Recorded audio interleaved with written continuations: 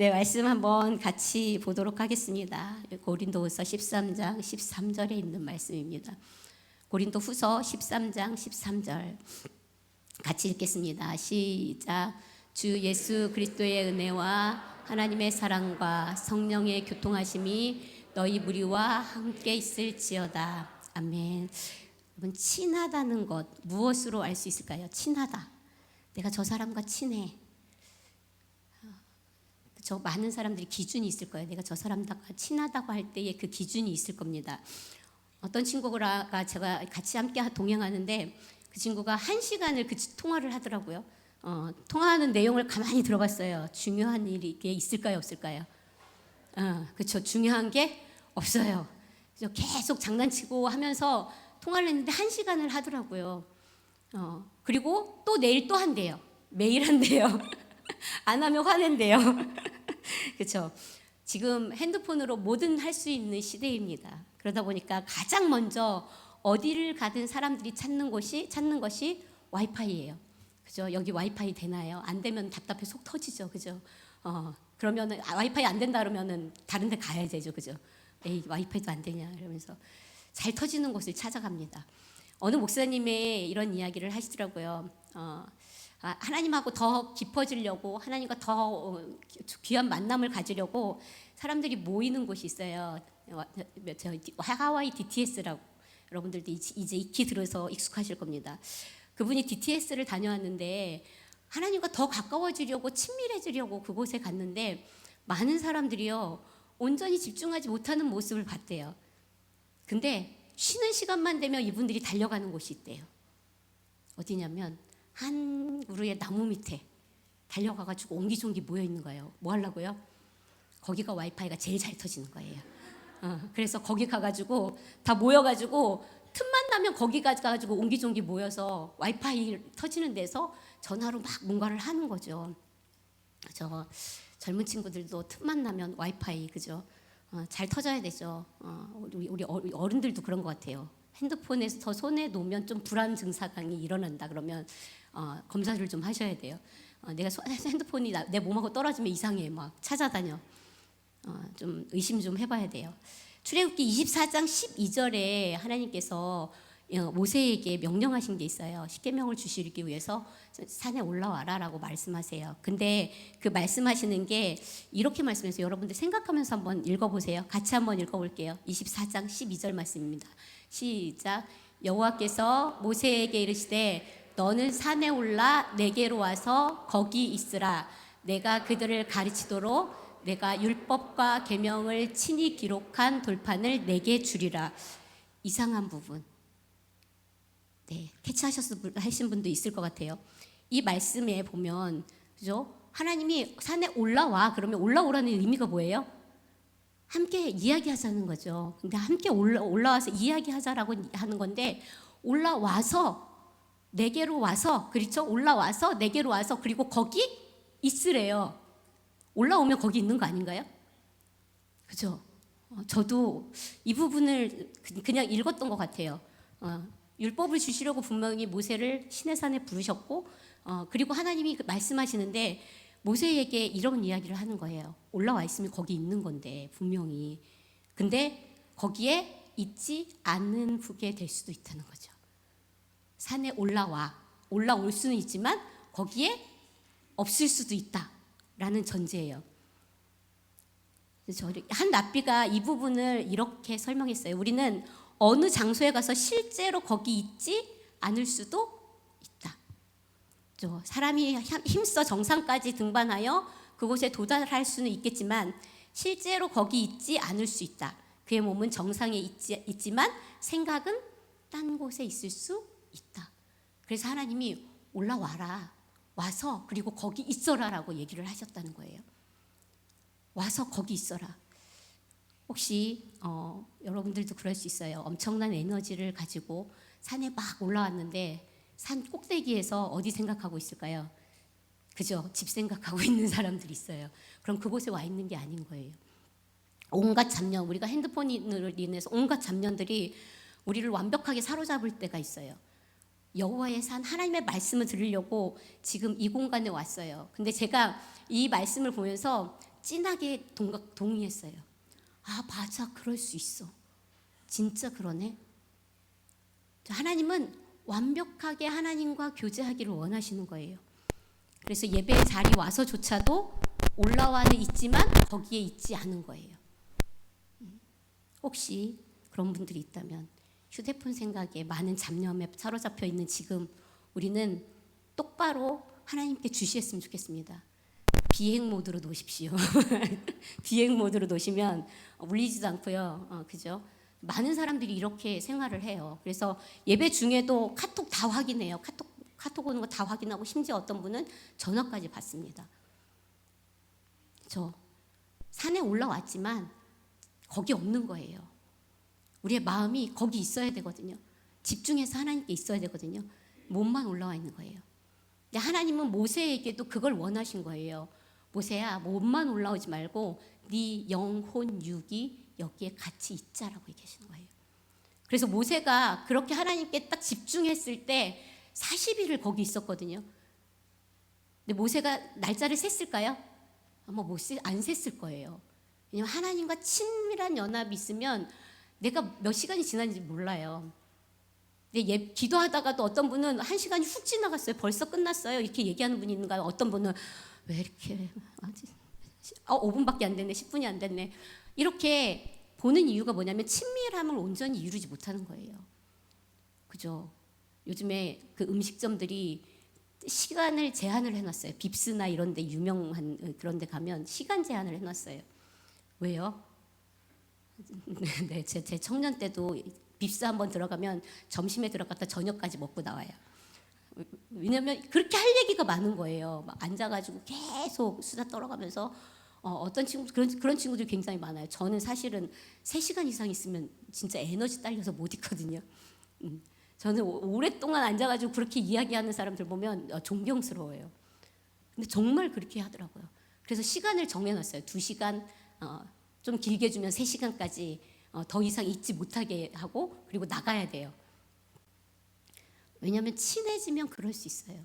친하면 시간 가는 줄 모르는 거죠.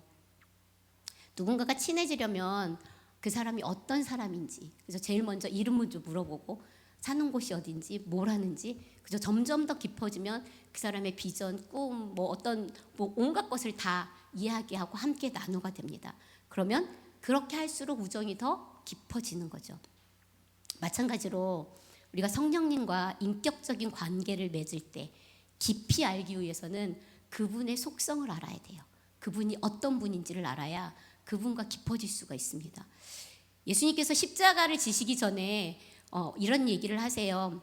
내가 보내신 분에게로 나는 간다. 그러나 그것을 궁금해하지도 않고 물어보지도 않는다고 제자들에게 얘기해요. 그리고 예수님이 간다는 얘기에 제자들이 근심하죠. 그것만 근심하고 있는 거예요. 그거에 대해서 예수님이 성령님에 대해서 언급을 하십니다. 요한복음 16장 7절 말씀입니다. 이렇게 얘기하죠. 그러나 내가 너희에게 실상을 말하노니 내가 떠나가는 것이 너희에게 유익하다. 왜냐하면 내가 가면 누가 온대요? 그가 와요. 보혜사가 와요. 그래서 보혜사가 와서 너희를 더 유익하게 할 거다. 내가 그를 가야 보낸다라고 얘기를 하시는 거예요. 그래서 성령님을 맛보지 않은 이 제자들은 걱정했어요. 예수님이 가신다는 거 상상이 안 되는 거죠. 3년 동안 따라다니면서 모든 게 해결되어진, 그렇죠? 집이 없어도 어디에서 자야 될지 걱정 안 하고 옷이 없어도 걱정을 안 했었는데 예수님이 간다니까 이들이 걱정이 되는 거예요. 아, 이제 큰일 났네. 어떡하지? 끈떨어진 년이 됐네. 뭐라고 살아야 되지? 어떻게 살아야 되지? 다시 가서 갈릴리로 가야 되나? 막 이런 오만 생각을 다 했을 거예요. 근데 예수님은 뭐라고 얘기하냐면 내가 가야 니네들한테 유익해라고 얘기하시는 거죠. 내가 가야. 성령님에 대해서 알지 못하니까 이들이 오해하는 거예요. 예수님은 몸으로 있을 수밖에 없지만 성령이 오시면 모든 곳에 다 있게 되는 거잖아요. 그죠? 예수님이 없어도 여러분들이 예수님을 믿는 이유가 성령님이 계시기 때문이거든요. 성령님이 오셨기 때문에 그게 가능한 거죠. 그래서 예수님이 천국 비유를 말씀하실 때도 이렇게 말씀하세요. 마태복음 13장 35절에는 이는 선지자를 통하여 말씀하신 바 내가 입을 열어 비유로 말하고 창세 전부터 감추인 것들을 드러나리라. 창세전부터 감춘 것을 드러내겠다고, 그 드러내겠다고 하신 분이 예수님이에요. 예수님이 창세전부터 감추어진 비밀을 드러내고, 그리고 그들의 가장 최측근 제자들에게 이 말씀을 하시는 거예요. 근데 내가 가야 너네들이 훨씬 더 유익할 거야. 보혜사를 보낼 거야 라고 얘기를 하시는 거죠. 그 보혜사가 저와 여러분, 온 세계 열방에 예수님이 없지만 온 세계 열방이 그분을 알고 믿게 되는 거죠. 보혜사, 우린 익히 들어서 알고 있습니다. 목사님께 익히 들어서 그분이 와야 되죠. 성령님이 와야 되죠. 성령님이 계시는 곳에는 알게 되고 깨닫게 되고, 보지 않아도 본 것처럼 우리가 예수님을 알게 되는 거죠. 예수님 당시 제자들은 그걸 깨닫지 못했어요. 시 공간을 초월한 하나님에 대한 개념을 모르고 있었어요. 몸만. 근데 나중에 그들이 알게 되죠. 복음서의 제자는 이걸 몰랐어요. 근데 사도행전의 제자들은 이거를 알죠. 제자가 아니라 사도로서의 사명을 감당할 그때에 그들은 예수님이 말씀하신 그거를 깨닫고 성령님이 임하고 나니까 그들이 하나님께 대한 태도가 달라진 거예요. 그래서 오늘 본문 말씀에 여러분들이 익히 들은 말씀일 거예요. 고린도후서 13장 13절 다시 한번 읽어볼까요? 시작. 주 예수 그리스도의 은혜와 하나님의 성탄과 성령의 교통하심이 너희 무리와 함께 있을지어다. 어디에서 많이 들은 것 같지 않으세요? 그렇죠. 목사님 축도하실 때, 그렇죠. 목사님 축도하실 때 하나님 아버지의 은혜와 예수 그리스도의 사랑과 막 하면서 하시잖아요. 이 축도 부분이거든요. 근데 우리는 이 축도를 그냥 이렇게 되게 흘려들어요. 굉장히 많이 흘려들어요. 그리고 축도 끝나기 전에 막 가시는 분이 있고, 축도만 끝나면 튀어나가려고 하시는 분들이 있어요. 그죠? 여러분, 축도 능력 되게 중요해요. 목사님이 마지막 여러분들에게 모든 에너지를 담아서 축도하는 거거든요. 축복하시는 거거든요. 받고 나가셔야 돼요. 어떻게 해서든 말씀 끝나면 튀어나가려고 하시는 분들 계세요. 저희 뒤에서 있다 보면 축도 끝나기 전에 막 짐 싸들고 막 나가시는 분도 계시고 이런데, 축도가 목사님이 그날 하루의 모든 것들을 그 축도에 담아서 성도들에게 축복해 주시는 거거든요. 근데 그 축복의 이 말씀의 마무리를, 고린도후서의 바울이 마무리를 이걸로 얘기를 하는 거예요. 성령님과의 교통하심, 교통이라는 거, 함께 한다는 거, 이 교제라는 것을 성령님과 연결을 시켰어요. 우리가 성령님과 놀라운 관계를 누리게 된 기초는 하나님 앞에 바른 신분을 우리가 알 수 있는 거예요. 내가 신분이 바르게 됐을 때 하나님이 어떤 분인지, 예수님이 어떤 분인지 그 은혜에 대해서 결코 우리는 잊을 수가 없는 거죠. 그래서 하나님을 말할 때는 사랑을 얘기해요. 사랑, 하나님의 사랑. 그래서 하늘 아버지께서 당신을 사랑하시는 그 사랑이 얼마나 크고 감사한지, 그게 얼마나 굉장한 건지를 얘기를 하는 거예요. 우리는 그분의 자녀입니다. 아멘, 아멘. 그리고 그분은 독특한 방법으로 사랑을 표현하셔요. 독특한 방법으로. 부모는 자식이라면, 그죠, 모든 걸 다 해주고 싶죠. 그죠, 자식 그러면 아마 다 내줘도 아깝지 않을 거예요. 그죠. 근데 하나님께서 자녀들을 사랑하시는 것에 비하면 우리의 사랑은 아무것도 아니에요. 자녀들, 거기에는 우리도 포함되어져 있는 거예요. 그래서 바울은 강력하게 말합니다. 로마서 8장 36절 37절, 우리도 바울처럼 한번 선포하면서 이 말씀을 한번 읽어볼까요? 시작. 내가 확신한 거기부터 읽을게요. 저긴데, 네, 제가 읽을게요. 내가 확신하노니 사망이나 생명이나 천사들이나 권세들이나 현재일이나 장래일이나 능력이나 높음이나 기쁨이나 다른 어떤 피조물이라도 우리를 우리 주 그리스도 예수 안에 있는 하나님의 사랑에서 끊을 수 없다. 그죠? 이거예요. 우리는 어떤 것도 하나님의 사랑에서 끊을 수 없어. 강력하게 우리는 선포할 수 있어야 돼요. 환경이 내 주변에 어떠한 것들이, 사람이 나를 절대로 끊을 수 없어. 아무리 능력 있는 사탄이라도 할 수 없는 거죠. 그리스도의 사랑에서 나를 끊을 수 없어.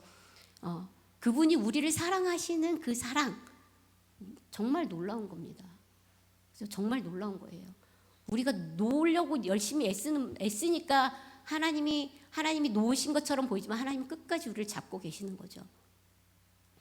그래서 바울이 이 교통하심, 성령의 교통하심으로 마무리를 합니다. 이 교통이란 단어를 성령님과 연결을 시켰어요. 성령님과 커넥트가 되면 다른 하나님과 모든 부분이 연결이 또 되어져 있다는 거죠. 그래서 존 비비어 목사님이 성령님과 교통하는 사람 하면 떠오르는 사람을 얘기를 했어요. 제가 그 책을 읽고 야, 정말 이분이 대단한 분이었구나라는 생각을 했어요. 누굴까요? 우리나라 분인데 조용기 목사님. 이분이 책에 그걸 썼어요. 성령님과 교통하는 사람 하면 조용기 목사님이 생각이 난대요. 그분에 대해서 이렇게 얘기했어요. 조 목사는 세계 최대의 교회에서 목회하고 있다. 나는 1980년대에 그를 처음 만나던 때를 지금도 잊지 못한다. 당시 나는 교회에서 외부 강사를 맞이하고 대접하는 일을 했는데 조 목사는 내가 대접한 외부 강사 중 한 분이었다. 벌써 몇 년째 그 일을 하고 있었으므로 조 목사를 만났을 즈음에는 이미 수십 명의 사역자들을 대접한 터였다. 하지만 조 목사를 만나는 일은 매우 특별했다. 그분이 내 자동차에 타는 순간 주님의 임재를 느꼈고 나는 순식간에 울음이 터져서 눈물이 보리를 타고 주르르 흘렀다.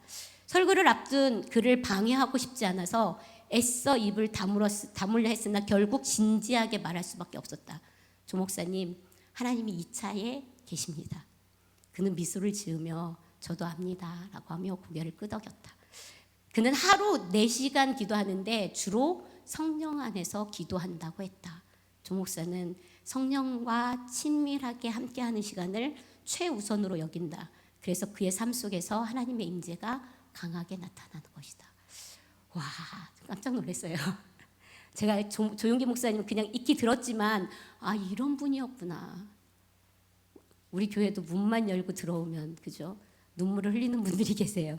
문 열고 들어오면 성령님의 임재가 강해서 누가 뭐라고 하지 않았는데 눈물 나기 시작한다고 이렇게 간증하는 분들이 있어요. 근데 우리 개인에게도 그랬으면 좋겠다. 제가 이제 그걸 읽고 나에게도 이 성령님. 근데 많은 사람들이 그 임하는 성령님만 기대하지 조 목사님처럼 하지 않잖아요. 그죠? 그래서 우리는 110 기도를 하고 있기 때문에 조금은 그래도 이제 아시는 분들이 계실 것 같아요. 이 말의 의미를. 하나님과 교통한다는 거, 성령님이 임재가 일어난다는 거, 이 부분을 알 것 같아요. 네, 이 기도를 계속하시는 분들은 1시간 기도를 넘어서 2시간 해도 짧게 느껴지고 계속해서 기도가 되어지는 것을 알 수 있으실 겁니다. 교통하심이라는 단어는 헬라어로 코이노니아라는 말이에요. 코이노니아, 교제, 사귐, 소통, 친밀함, 함께 나눔, 사회적 교류 등 동참, 긴밀한 연합 이런 의미들이 있습니다. 오늘 우리에게 성령님과 코이노니아가 온전히 이루어지기를 기도합니다. 아멘. 성령님과 교제하십시오. 교제는 우리 일상을 함께 나누는 거예요. 모든 일상을 그분과 함께 나누고 대화하고 차를 타고 가면서도 내가 오늘 여기 가는데 누구를 만나는데 쪼잘쪼잘쪼잘 그죠? 제가 처음에 얘기한 것처럼 할 일 없이 그냥 핸드폰 들고 1시간을 얘기해도 그죠? 괜찮은 아깝지 않은 우리가 성령님과 그랬으면 좋겠습니다. 그래서 일상을 대화하는 거. 사도들은 성령님과의 교제에 온전히 의존했습니다. 그래서 사도행전 20장 22절에서 23절에 보면 보라 이제 나는 성령에 매여 예루살렘으로 가는데 거기서 무슨 일을 당할는지 알지 못하노라. 오직 성령이 각성해서 내게 증언하여 결박과 환난이 나를 기다린다 하시나. 누구 얘기일까요? 바울의 얘기죠. 여러분 이런 이야기를 들었다면 여러분들은 어떻게 하시겠어요? 한 성에 가는데 거기에 가면 결박을 당할 거래요. 여러분 가시겠어요? 안 가시겠어요? 그죠? 야 거기 가면 너 교통사고 날 수도 있어. 그러면 가시겠어요? 그죠? 안 가실걸요? 무슨 조그만 위험한 일이 닥칠 거다 그러면 안 가시잖아요. 그죠? 옛날에 꿈 꾸시는 분들은 무슨 이상한 꿈만 꿔도 집에서 꼼짝 안 해요. 집에서 꼼짝 안 하고 나 가면 안 된다고, 오늘 움직이면 안 된다고 그러시잖아요. 근데 바울에게 이 이야기를 했는데 바울이 어떻게 할까요? 안 갔을까요? 갔어요. 왜냐하면 성령님이 바울이 어떻게 할지, 너가 그렇게 거기 가면 어떤 일이 일어날 거야 라는 걸 알려주셨어요. 그럼 알려준 거는 피하라고 알려준 게 아니에요. 준비하라고. 바울은 준비하고 갑니다. 준비하고 가요. 많은 사람들은 말려요. 거기 가면 안 된다고. 근데 바울은 그 대비를 하고 가니까 그 바울의 준비하고 간 걸로 인해서 로마에도 복음이 전파되어지는 통로가 되어지죠. 어쩌면 오늘 말씀을 듣는 분들 중에서도 이런 경험이 있을 거예요. 성령님과 민감하게 교류하는 분들은 그분이 어떤 걸 원하는지, 어떤 걸 이야기하고 싶은지 아마 들을 수 있을 겁니다. 제가 오늘 그 철야 예배 전에 저희 오하비 학생들은요, 예배 전에 40분 정도를 기도를 해요. 8시부터 딱 모여서 아이들하고 기도를 막 하거든요. 뜨겁게 기도하는데 마지막 기도하는 제목을 항상 이거를 줘요. 너희들에게 하나님이 주시는 말씀이 무엇인지 생각하고 그 생각나는 말씀으로 기도해라라고 얘기를 해요. 그러면 애들이 큐티한 것도 생각나고 말씀 암송한 것도 생각나고 막 그걸 가지고 이제 기도를 하는 거죠. 처음에는 얘네들이 이걸 가지고 어떤 기도할까 사실은 제가 던지긴 했지만 사실은 조금은 의아하면서 했어요. 그래서 생각나는 말씀이 있을 거다 그러면서 계속 아이들한테 이제 콜링하면서 기도를 했는데 아이들이 정말 끊어지지 않고 기도를 해요. 근데 초등학생 한 명이 저한테 와가지고 그래요. 전도사님 말씀이 떠오르는 거 기도하니까 너무 많이 떠오른대요. 큐티했던 것들이 막 떠오르고 내가 그걸 떠올리면서 하려니까 굉장히 많은 말씀들이 떠올라서 기도를 많이 할 수 있게 된다고 얘기를 하더라고요. 이것이 지속되면 우리의 삶의 모든 영역에 그분이 터치해 오는 거예요. 하나님 말씀해 주십시오. 하나님 어떻게 할까요? 그렇죠? 사도행전 10장에 베드로는 자신이 전혀 듣고 싶지 않은 명령을 듣습니다. 하나님께서 이방인에게 구원을 받게 하고 싶은 의지가 있어서 베드로에게 환상을 보여주시죠. 그리고 그 환상을 보고 베드로는 하나님 저는 그거 거룩하지 않은 거라 먹지 못하겠습니다. 근데 하나님이 내가 거룩하다고 한 걸 네가 왜 못 먹겠다는 먹어라 그러니까 베드로가 몇 번 거부하다가 먹지요. 그리고 나서 이 환상이 있고 나서 이방인 고넬료가 베드로를 찾아옵니다. 베드로가 만약에 이 환상을 보지 않았다면 갔을까요? 안 갔죠. 그죠? 예수님이 말한 것처럼 더 거룩한 것을 걔에게 주지 않을 거야. 막 이렇게 말했을 수도 있어요. 근데 베드로는 그 환상을 본 게 있기 때문에 순종함으로 갑니다. 그죠? 성령님께 민감한 사람. 그러면 그 성령님의 민감하면 그 하나님의 의도를 알고 깨닫고 하나님의 나라를 확장시켜 가는 거예요. 그가 가지 않았다면 이방인들에게 길이 어쩌면 안 열렸을 수도 있어요. 그죠? 지체됐을 수도 있는 거죠. 사도행전 8장에서도 한 사람이 성령님께 의지한 이야기가 나옵니다. 사도행전 8장 26절이죠. 같이 한번 읽겠습니다. 시작. 주의 사자가 빌립에게 말하여 이르되 일어나서 남쪽으로 향하여 예루살렘으로 까지 가라 하니 그 길은 광야라. 그쵸? 누가? 주의 사자가 빌립에게 얘기하는 거예요. 성령님이 말하지 않았다는 것을 빌립은 정확하게 알았어요. 이거는 성령님의 음성인지 천사의 음성인지 분명히 알았어요. 그죠? 그래서 그 음성을 구분할 줄을 알았어요. 천사가 사마리아를 떠나서 광야로 가려고 하는 그에게 얘기하는 거예요. 광야로 가라고. 그래서 그 뒤에 뭐라고 했냐면 8장 29절에는 성령이 빌립더러 이르되 이 수레로 가까이 나아가라 하시거늘. 그러니까 앞에 26절은 주의 사자의 음성이고 29절은 성령의 음성인 거를 아주 명확하게 알았어요. 가끔 성도님들이 이런 말을 물어봐요. 전사님, 제게 이런 말씀이 들리는데 이게 제 생각일까요? 하나님이 주시는 생각일까요? 사탄의 음성일까요? 하나님의 음성일까요? 이렇게 모르겠어요. 이런 분들이 있어요. 여러분도 그럴 때 있지 않으세요? 가끔 내 안에서 막 소리가 들리는데 이거 내 음성이야, 하나님 음성이야, 아니면 사탄의 소리야. 사탄의 소리면 저리 가 해야 되는데 헷갈리는 이런 때 있어요, 그죠? 근데 하나님의 말씀에 순종해 본 사람들은 그게 하나님의 음성인지 사탄의 음성인지를 알 수 있어요. 우리가 계속 밀어내고 떨치면 하나님이 말하시는데도 더 이상 들리지 않아요. 그러면 사탄의 소리가 더 크게 들리겠죠. 빌립이 그 음성을 정확히 분별할 수 있었던 거는 그는 계속 민감하게 그분의 음성을 듣고 있었던 거예요. 모든 것에 그분에게 민감하게 반응하고 성령님의 음성을 듣고 따라간 거예요. 그래서 그는 정말 에디오피아의 손가락 안에 드는 그 에디오피아 내시를 만나서 하나님의 말씀 복음을 전할 수 있는 굉장히 좋은 그런 기회를 타게 되는 거죠. 사도행전 16장 6절에서 7절 말씀을 보면 성령이 아시아에서 말씀을 전하지 못하게 했대요. 그리고 그들이 부르기아와 갈라디아 땅으로 다녀가 무시아 땅에 이르러 비두니아로 가고자 애쓰되 예수의 영이 허락하지 않았다. 그죠? 하나님의 음성을 정확히 알고 있는 거예요. 하나님이 원하는, 나는 가고 싶은데 하나님이 원하지 않는구나를 정확히 알았어요. 이거는 바울과 실라의 기록이에요. 가야 되는지 안 가야 되는지. 나는 가고 싶어. 그곳에 복음을 전하고 싶은 사람이 있어요. 근데 계속 막는 거예요. 그 막힘, 허락하지 않음, 이거를 그들은 알고 있었어요. 그래서 내 의지보다 하나님이 원하심에 더 가까이 다가가는, 하나님의 원하심을 이루어드리는 그런 부분을 볼 수 있습니다. 이게 초대교회의 사도들에게 국한된 걸까요? 지금 우리들에게도 동일하게 일어나야 하지 않을까요? 그죠? 성경에 있는 거라면 우리는 사도행전의 역사야 끝이 아니라 우리는 그 역사를 이어가는 사람입니다. 그래서 동일한 그 성령의 음성을, 메시지를 듣고 가는 거죠. 성령과 친밀한 코이노니아, 오늘 예배 가운데서 우리 안에 일어나길 기도합니다. 우리 아름다운 꿈의 교회는 이미 진행되고 있어요. 아멘. 그죠? 코이노니아를 다른 표현으로 하면 동역이에요. 동역. 함께 일하는 거예요. 동역하는 거. 그분과 소통하고 행동하는 것도 필요하지만 그분과 동역하는 거예요. 그래서 고린도전서 3장 9절에는 이렇게 이야기합니다. 우리는 하나님의 동역자들이요, 너희는 하나님의 밭이요 하나님의 집이다. 그래서 하나님의 동역자다라고 얘기를 해요.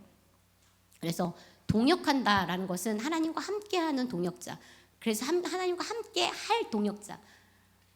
그죠? 여러분, 모든 일을 하나님과 함께 하고 계십니까? 내가 작은 일 하나에도 그분에게 물어보고 그분과 함께 한다면 동역자인 거예요. 그죠? 하나님과 동역하는 거. 창조주 하나님이 우리에게 함께 할 기회를 드리는 거. 그죠? 이것처럼 더 좋은 게 어디 있겠어요? 이거는 천사들도 못하는 거예요. 그죠?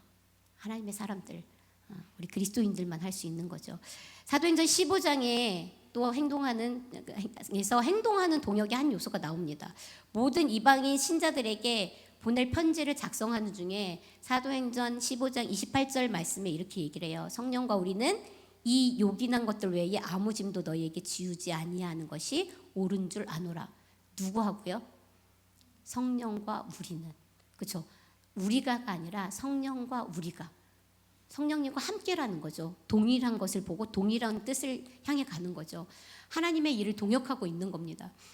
구약 성경에서도 동역한 이야기가 나와요. 제가 아까 기도로 선포했던 아브라함과의 동역이죠. 하나님이 소돔성을 멸망시키려고 할 때 아브라함을 찾아가세요. 그리고 대접한 그 음식을 먹고 천사들을 보내면서 내가 하려는 일을 아브라함에게 숨기겠느냐?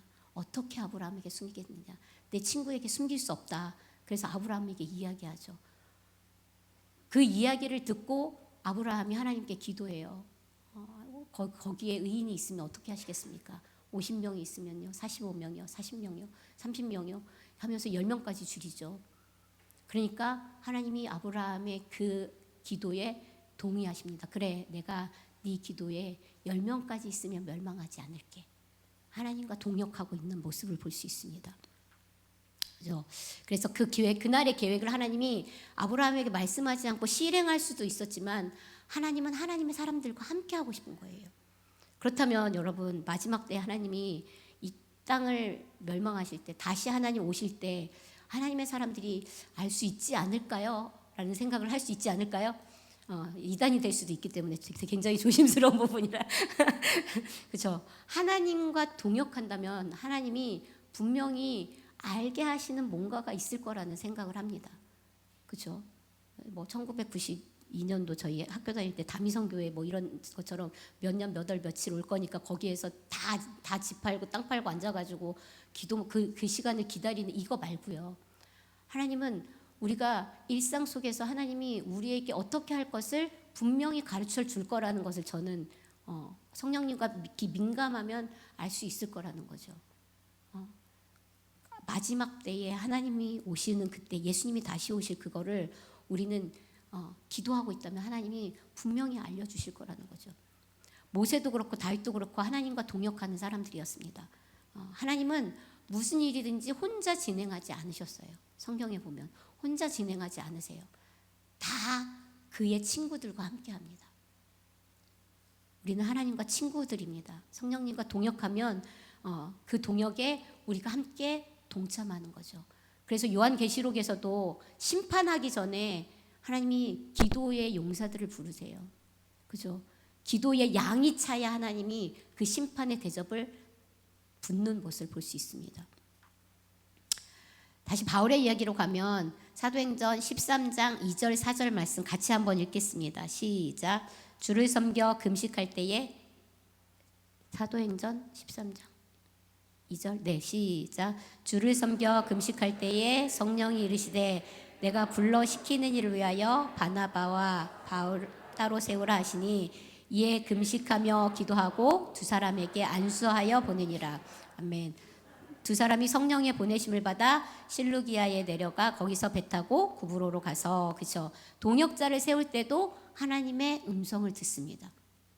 모든 순간에 하나님과의 코이노니아가 긴밀하게 이루어지는 것을 볼 수 있습니다. 긴밀한 연합하면 빼놓을 수 없는 사람 있죠. 누굴까요? 다윗. 그죠? 다윗. 시편 27편 8절엔 너희는 내 얼굴을 찾으라 하실 때에 내가 마음으로 주께 말하되 여호와여 내가 주의 얼굴을 찾으리이다. 여호와여 내가 주의 얼굴을 찾으리이다. 주의 음성을 듣고 원띵 오직 하나님의 음성을 듣고 따라간 그 사람, 하나님의 임재만 열망한 그 사람. 저 시편 27편 우리가 잘 아는 다윗의 고백도 원띵이죠. 그죠? 하나님과 동역하면 그분의 모든 것들을 우리가 함께 할 수 있다는 거예요. 우리의 삶의 시간을 잠시 멈추고 하나님과 교제하는 겁니다. 예배 시간만큼이라도 올라와서 거기 있으십시오. 예배 시간 공간에 와서만큼이라도 그분과 함께 연합하십시오. 그렇죠? 그래서 우리 삶의 모든 영역이 그분의 임재로 가득하기를 기도합니다. 또 코이노니아 하면 친밀함입니다. 그분과 친밀함.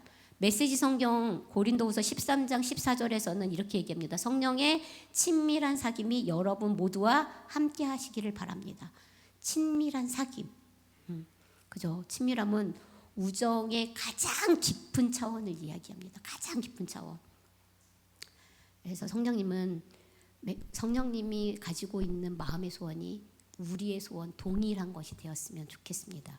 마지막으로 야고보서 4장 5절 말씀을 한번 읽고 말씀을 마무리하려고 합니다. 같이 한번 읽을게요. 시작. 너희는 하나님이 우리 속에 거하게 하신 성령이 시기하기까지 사모한다 하신 말씀을 그쵸. 성령님이 우리 안에 거하게 하신 성령님이 시기하기까지 사모한다. 그쵸. 그쵸. 우리가 성령님을 얼마만큼 사모하는지. 여러분 지금은 성령 시대예요. 그죠. 예수님은 이미 하나님 우편에 계시고 그가 보내신 분은 성령이에요. 그분과 친밀해지면 우리가 그분을 알게 되고 그분과 교제는 당연히 깊어지게 돼 있습니다. 친밀함의 수준도 깊어지고 그리고 그분의 수준의 소통을 함께 할 수 있게 되는 거죠. 그분의 원함이 무엇인지를 알게 되는 거죠. 우리 이 시간 함께 찬양하고 기도할 건데 우리 성령님을 초청했으면 좋겠습니다. 하나님 성령님을 초청하고 환영합니다. 그리고 그분과의 코이노니아 온전한 연합 친밀함 그리고 그분의 동역하심을 우리를 통해서 보기를 원합니다. 우리 함께 오늘 이곳에 계신 성령님 우리 함께 찬양하고 오늘 말씀 생각하면서 주님과의 친밀한 연합을 함께 기도하도록 할 겁니다. 찬양합니다. 오늘 이곳에 계신 성령님 오늘 이곳에 계신 성령님 믿음으로 고백하십시오.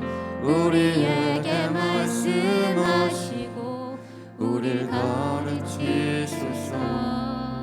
닫힌 우리 맘 열어주시고 주의 빛으로 밝혀 우리 우리를 인도하소. 다시 고백할까요? 오늘 이곳에 계신 성령님, 오늘 이곳에 계신 성령님, 우리에게 말씀하시고 우리를 가르치소서.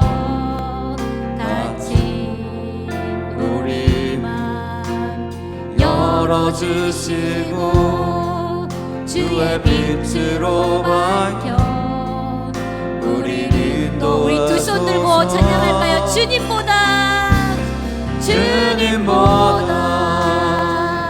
앞서지 않고 겸손하게 주님의 말씀 기다리리. 주님 손에 물이 드립니다. 사랑으로 인도 주님보다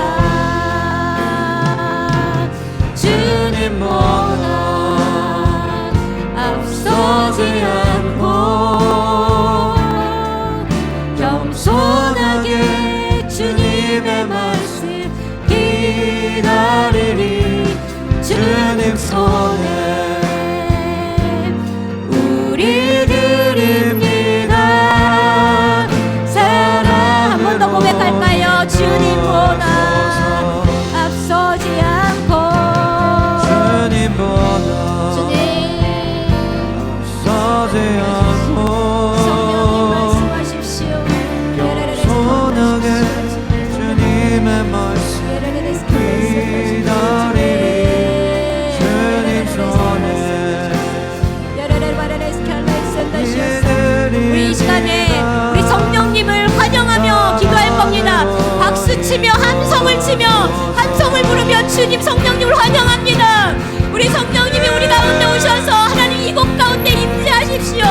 성령님 오셔서 우리 가운데 하나님 말씀하시고 하나님과 주 하나님 아버지 온전한 연합을 주님과 코이노니아가 이곳 가운데 있기를 간절히 기도하겠습니다. 기도합니다. 주님, 오늘 들었던 이 말씀이 듣는 말씀에서 끝나지 않고 여러분들의 삶에 살아내는 말씀으로 생명력 있는 말씀이 될 수 있기를 주님의 이름으로 다시 한번 축복합니다.